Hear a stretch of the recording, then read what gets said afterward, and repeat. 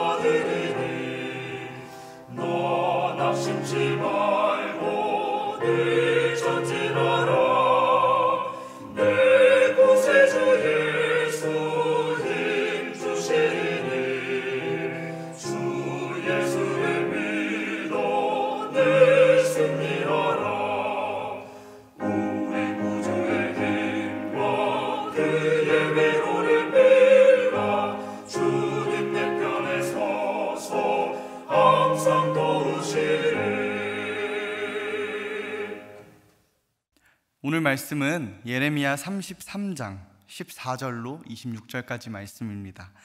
우리 함께 성경 찾아서 함께 읽겠습니다. 예레미야 33장 14절로부터 26절까지의 말씀입니다. 제가 대표로 봉독하겠습니다. 여호와의 말씀이니라. 보라, 내가 이스라엘 집과 유다 집에 대하여 일러준 선한 말을 성취할 날이 이르리라. 그날 그때에 내가 다윗에게서 한 공의로운 가지가 나게 하리니 그가 이 땅에 정의와 공의를 실행할 것이라. 그날에 유다가 구원을 받겠고 예루살렘이 안전히 살 것이며 이 성은 여호와는 우리의 의라는 이름을 얻으리라. 여호와께서 이와 같이 말씀하시니라. 이스라엘 집의 왕 위에 앉을 사람이 다윗에게 영원히 끊어지지 아니할 것이며 내 앞에서 번제를 드리며 소제를 사르며 다른 제사를 항상 드릴 레위 사람 제사장들도 끊어지지 아니하리라 하시니라. 여호와의 말씀이 예레미야에게 임하니라. 이르시되 여호와께서 이와 같이 말씀하시니라. 너희가 능히 낮에 대한 나의 언약과 밤에 대한 나의 언약을 깨뜨려 주야로 그때를 잃게 할 수 있을진데 내 종 다윗에게 세운 나의 언약도 깨뜨려 그에게 그의 자리에 앉아 다스릴 이들이 없게 할 수 있겠으며 내가 나를 섬기는 레위인 제사장에게 세운 언약도 파할 수 있으리라. 하늘의 만상은 셀 수 없으며 바다의 모래는 측량할 수 없나니 내가 그와 같이 내 종 다윗의 자손과 나를 섬기는 레위인을 번성하게 하리라 하시니라. 여호와의 말씀이 예레미야에게 임하니라. 이르시되 이 백성이 말하기를 여호와께서 자기가 택하신 그들 중에 두 가게를 버리셨다 한 것을 내가 생각하지 아니하느냐? 그들이 내 백성을 멸시하여 자기들 앞에서 나라로 인정하지 아니하도다. 여호와께서 이와 같이 말씀하시니라. 내가 주야와 맺은 언약이 없다든지 천지의 법칙을 내가 정하지 아니하였다면 야곱과 내 종 다윗의 자손을 버리고 다시는 다윗의 자손 중에서 아브라함과 이삭과 야곱의 자손을 다스릴 자를 택하지 아니하리라.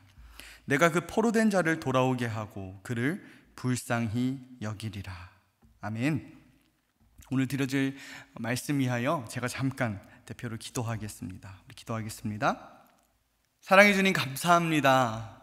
오늘도 단잠을 깨워주시고 하나님 말씀 듣게 하시니 감사합니다. 하나님, 오늘 이 시간 우리가 주님 앞에 겸손하게 또 정직하고 정결하게 나아갈 수 있는 시간 될 수 있도록 인도하여 주옵소서. 하나님, 오늘 우리의 귀에 들리는 하나님 말씀이 다만 한 귀로 듣고 한 귀로 흘려지는 말씀 아니라 우리 가슴 깊은 곳에 새겨져서 내가 살아갈 때에 당신의 말씀 바탕으로 살아갈 수 있는 그런 귀하고 소중한 예배 될 수 있도록 인도하여 주옵소서. 하나님, 신뢰할 수 있는 예배 되게 하여 주실 줄 믿사오며 사랑 많으신 예수님 이름으로 기도드렸습니다. 아멘. 오늘 이 새벽 하나님께 영광 올려드릴 수 있음이 참 감사합니다.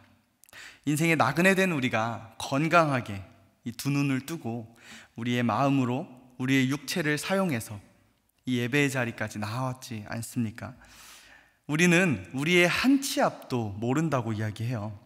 그런 우리가 이 시간 하나님께 예배 드릴 수 있음이 어찌 감사하지 않을 수 있겠습니까? 바라옵기는 오늘 우리의 하루가 하나님께 마음껏 영광 올려드릴 수 있는 하루가 되기를 간절히 원합니다. 여러분, 혹시 역사 좋아하십니까? 저는 어릴 적 꿈이 잠시였지만 국사 선생님이었어요. 그만큼 역사를 좋아했습니다. 그래서 중고등학교 다닐 때 국사를 가르쳐 주시던 그 선생님 별명이, 선생님께 좀 죄송하긴 하지만 인간수면제였습니다. 수업만 시작하면 반 아이들이 하나 둘 졸기 시작하는 거예요. 그렇게 많은 친구들이 졸고 있을 때도 저는 두 눈을 동그랗게 뜨고 수업을 들었던 기억이 납니다. 네, 국사 시간에만요. 그렇게 많은 친구들이 졸고 있는데요, 저는 국사를 그렇게 좋아했어요. 그래서 많이 졸리지는 않았습니다. 그래서인지 대학원 때도 교회 역사를 전공했고 교수님과 함께 여기저기 교회의 유적지를 찾아다니면서 교회 역사를 배웠는데요, 그게 얼마나 재밌었는지 몰라요. 그런데도 아이러니하게도 저는 역사를 잘 모릅니다.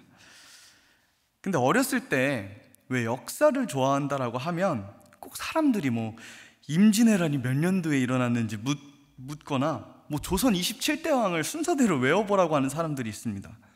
그래서 제가 뭐 어디 가서 당당하게 역사를 좋아한다고 말을 못하겠어요. 아니, 물론 이 태정태세, 문단세, 예성연중, 임명선 뭐 이런 거는 기본적으로 알지만 다른 건 잘 모릅니다.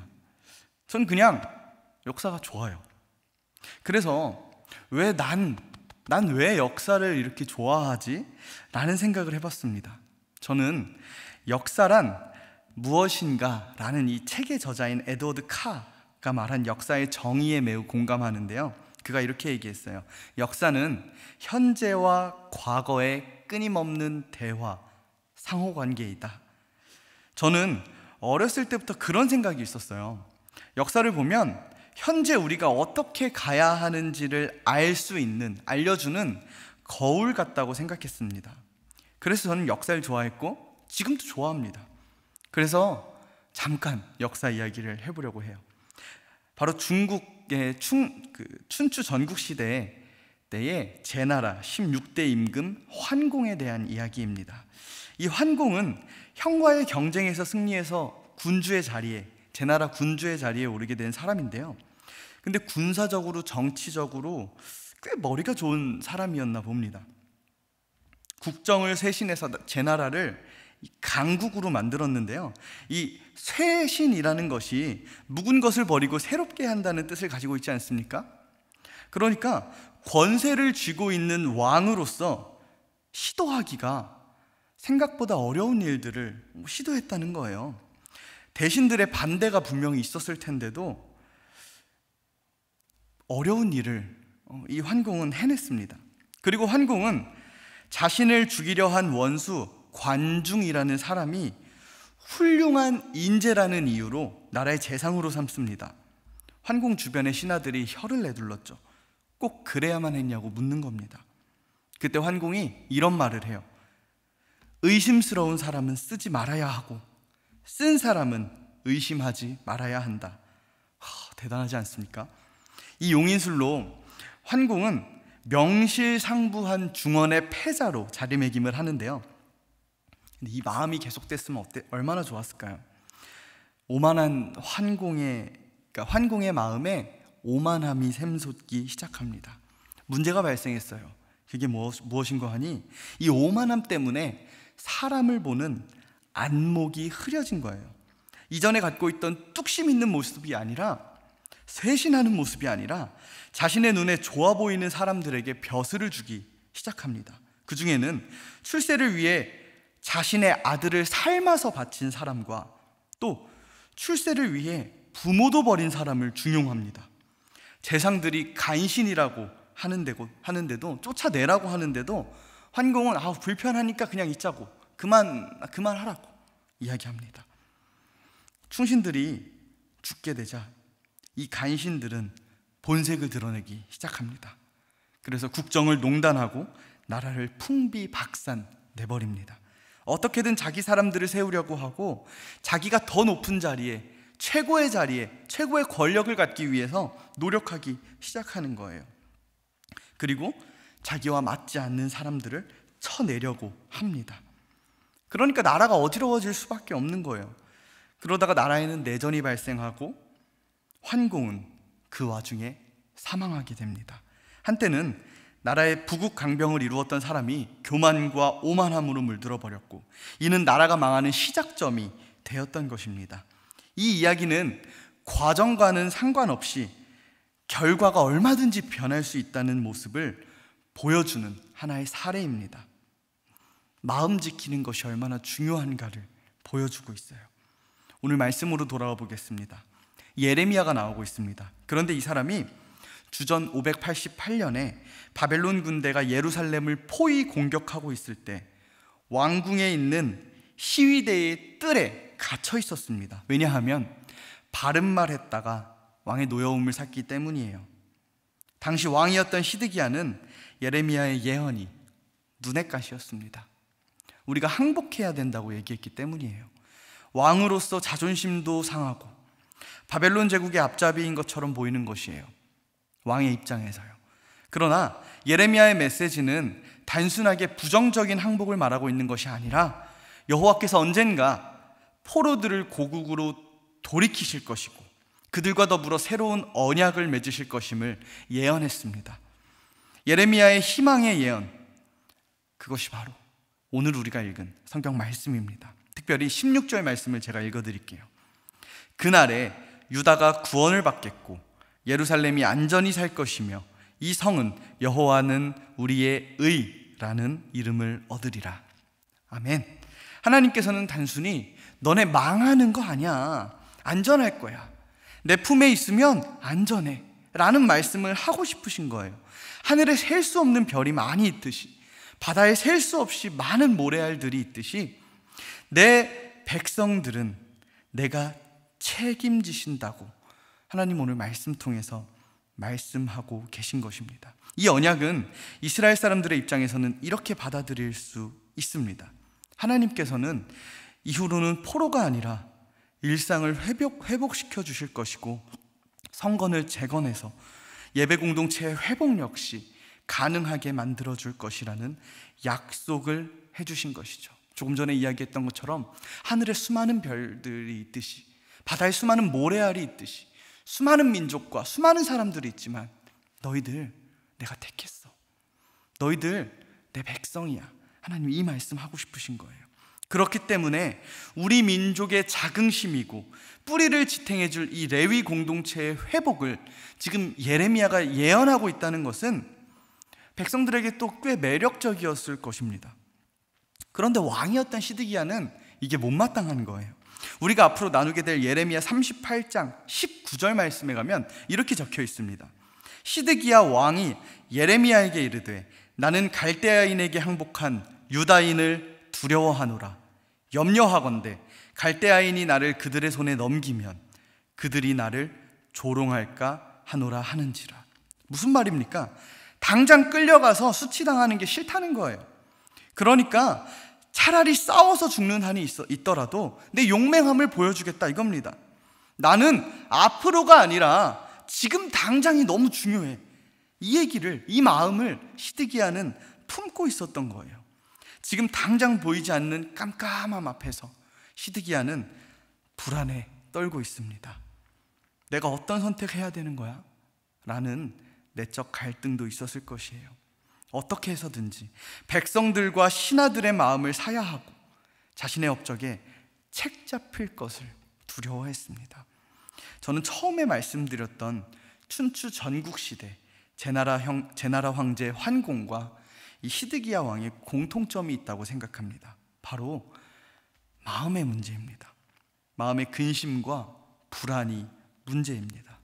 그렇다면 이 불안과 근심은 어디에서 왔겠습니까? 확신이 없는 이 마음에서 온 거예요. 다시 말하면 하나님의 마음이 이 마음에 없다라는 겁니다. 시드기야를 보십시오. 하나님을 하나님으로 믿고 있는 것이 아니라 그냥 내 주머니에 넣고 다니는 하나의 우상, 그 정도에 불과했던 겁니다. 하나님의 약속을 똑똑히 들었는데도 불구하고 그 약속에 대한 신뢰가 없어요. 왜요? 교제가 없으니까요. 머리로는 아는데 마음은 하나님을 모르는 거예요. 하나님의 약속에 대한 신뢰, 그게 없는 거예요. 내 하나님이 아니라 그냥 내 조상들, 우리 조상들이 믿었던 하나님, 백성들이 믿는 하나님, 그냥 그 정도인 거예요. 그저 형식상의 종교를 믿고 있었던 거죠. 그러니까 앞으로의 약속이 아니라 지금 내 앞에, 코앞에 닥친 이 문제가 더 중요했던 겁니다. 여러분, 하나님 믿는 우리는 하나님 말씀에 대한 확신이 있어야 됩니다. 이 성경 말씀을 신뢰하는 게 우리 믿는 성도들만이 할 수 있는 특권입니다. 믿지 않는 사람들이 하나님 말씀 믿지 않는 거는, 신뢰하지 않는 건 당연한 거예요. 하지만 믿는 사람들이 하나님 말씀을 신뢰하지 못한다는 건 이건 뭔가 잘못되어 있다는 거죠. 저는 오늘 예레미야의 예언과 이 시드기야의 태도를 보면서 한 인물이 생각났습니다. 바로 창세기에 나오는 노아입니다. 며칠 전에 우리 교회 윙윙부, 유년부, 초등부 어린이들에게 이 노아의 믿음에 대한 말씀을 전했기 때문인지 더더욱 제 마음을 울렸습니다. 이 노아는요, 참 대단한 사람 같아요. 우리는 보통 노아의 이야기를 생각할 때 노아의 방주에만 초점을 맞춥니다. 그리고 그 노아의 방주 사건을 통해서 죄를 지었을 때의 하나님의 심판, 그리고 이어지는 하나님의 은혜의 축복만을 우리가 생각합니다. 근데 그 이전에 노아가 하나님 말씀을 얼마나 신뢰했는지, 이게 더 중요하지 않을까 저는 생각해 봅니다. 우리가 잘 알다시피 하나님은 노아에게 말씀하세요. 홍수를 내서 세상 모든 사람들을 심판하실 거니까 방주를 만들라고요. 산 꼭대기에 방주 만드는데요, 그 방주의 크기가 얼마나 컸는고 하니 522대의 자동차가 들어갈 정도로 컸다고 합니다. 모든 사람들이 노아를 손가락질합니다. 물론 노아 입장에서는 하나님의 말씀을 더 신뢰한 것은 맞지만 사람인데 어떻게 힘들지 않을 수 있겠습니까? 자기만 욕하는 것도 아니고 심지어 자기 가족들도, 처자식도 욕하고 있는 거예요. 참고 견디기가 어려웠겠죠. 그러나 창세기 7장 5절 말씀이 노아의 믿음을 이렇게 선포합니다. 제가 읽어드리겠습니다. 노아가 여호와께서 자기에게 명하신 대로 다 준행하였더라. 아멘. 하나님의 말씀대로 우여곡절 끝에 이 방주를 완성시키죠. 이제 모든 동물의 암수가 쌍으로 그 방주에 탑니다. 노아와 그의 가족들도 그 방주에 탑니다. 하나님, 이제 다 끝났습니다. 하나님, 너무 힘들었는데 주의 말씀 의지해서 정말 그 깊은 곳에 금을 던졌어요. 세상 사람들이 나를 욕하는 건 내가 참을 수 있겠는데 하나님, 우리 가족도 저주하더군요. 그리고 무엇보다 하나님 욕하는데 하나님, 난 정말 이것만큼은 참을 수 없었어요. 못 버티는 줄 알았습니다. 아마도 노아에게 이런 마음이 있지 않았을까요? 그런데 그곳에서, 그 방주 안에서 추가로 7일을 더 버텨야 합니다. 하나님이 7일 후에 비를 내려주시겠다고 했거든요. 저라면 그 7일이 행복하지 않았을 것 같아요. 사람이 사람답게 살아갈 수 있는 것 중에, 필요한 것 중에 하나가 바로 인간관계입니다. 왜냐하면 사람은 소통하는 존재이기 때문에 단절되거나 고립되면 스스로 무너집니다. 그래서 교도소에서도 거물급 흉악범들이 독방을 쓰기도 하잖아요. 그리고 왕따로 인한 자살과 같은 경우도 결국엔 고립으로 인한 결과일 수 있습니다. 그래서 저는 이 7일이 너무 힘들었을 것 같아요. 단절되었고 고립되었잖아요. 하나님이 7일 뒤에 비를 내릴 거라 말씀하시긴 했는데 이 날씨가 너무 좋은 거예요. 기상청이라도 전혀 비 한 방울이라도, 단 한 방울이라도 내리지 않을 것 같은, 그렇게 날씨 예보를 전할 것 같은 날씨예요. 세상과 단절되고 불안이 점점 더 엄습할 테죠. 그런데 여기서 저는 진짜 노아의 믿음을 봤습니다. 그럼에도 불구하고 하나님 놓치지 않는 거예요. 이 불안함 앞에서도 하나님 의지하는 거예요. 노아가 어떻게 이럴 수 있었을까요? 어떻게 이렇게 평안할 수 있었을까요? 하나님 제대로 신뢰했던 거예요. 그럼 어떻게 하나님 신뢰할 수 있을까요? 노아는 이미 하나님과 충분한 교제가 있었으니까 이렇게 가능했던 것입니다. 상황이 어떠한들 나보다 나를 더 잘 아시는 주님께 자신의 상황을 내어드릴 수 있는 거예요. 이게 환궁과 시드기야와는 다른 노아의 모습입니다. 노아는 끝까지 겸손했어요. 끝까지 주님을 의지했습니다. 우리는 노아의 방주 이야기를 통해서 하나님의 역사하심에도 주목해야겠지만 노아의 순결하고 순진하고 그리고 그 정결한 이 믿음에도 주목해 볼 필요가 있습니다. 여러분, 예레미야도 마찬가지입니다. 모든 사람들이 싸워야 한다고 했을 때 항복하자고 말할 용기가 있었어요. 왜 힘들지 않았겠어요? 왜 두렵지 않았겠어요? 왜 지치지 않았겠습니까? 그런데 예레미야는요, 그 고립과 단절보다 더 크신 하나님의 약속과 예언을 의지했습니다. 왜요? 하나님 신뢰했으니까요. 저는 동일하게 신앙을 갖고 있는 우리들이 이렇게 예레미야와 또 노아와 같은 이런 믿음을 가질 수 있기를 원합니다. 때론 우리 눈에 아니게 보일 수 있어요. 때론 우리가 못 이겨낼 수도 있어요. 하지만 그때마다 우리 하나님 더 의지하기 원합니다. 하나님 더 신뢰할 수 있었으면 좋겠습니다. 그렇게 늘 하나님과 교제하며 살아가는 저와 여러분이 되기를 간절히 소망합니다. 우리 주기도문 하심으로 오늘 예배 하나님 앞에 올려드리며 오늘 하루를 하나님 말씀으로 살아가길 원합니다. 우리 주기도문 고백하시겠습니다. 하늘에 계신 우리 아버지여, 이름이 거룩히 여김을 받으시오며 나라가 임하시오며 뜻이 하늘에서 이루어진 것 같이 땅에서도 이루어지이다. 오늘 우리에게 일용할 양식을 주시옵고 우리가 우리에게 죄 지은 자를 사하여 준 것 같이 우리 죄를 사하여 주시옵고 우리를 시험에 들게 하지 마시옵고 다만 악에서 구하시옵소서. 나라와 권세와 영광이 아버지께 영원히 있사옵나이다. 아멘.